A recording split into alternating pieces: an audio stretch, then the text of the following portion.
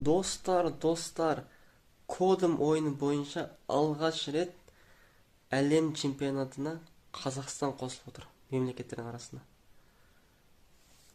Көріп қуанып қалғансың, қараңыздар қазір көрсетем.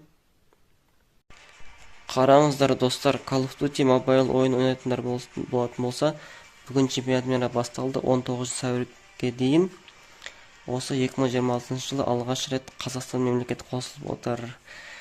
Көрсететін болсам, тіркелуді басқанда басқа мемлекеттерді басамыз. Осы жерде қараңыздар.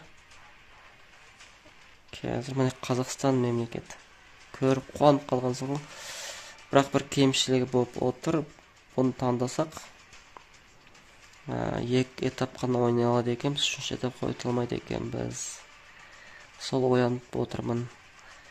Басқа мемлекет таңдап толық ойнаған дұрыс па, әлде Қазақстан мемлекетін таңдап екі этап ойнаймыз ба? Комментария жазып кетіңіздер. Және де мен команда іздеймін. Бізде қазір 2 адам бар, тағы 4 адам керек командаға. Жақсы ойнайтындар болатын болса, біз линия фронта ойнаймыз. Линия фронттан жақсы ойнайтындар болатын болса, комментарийге телеграм номер немесе сілтеме қалдырыңыздар. Мен жазып, команда ашып ойнайтын боламыз. Рахмет.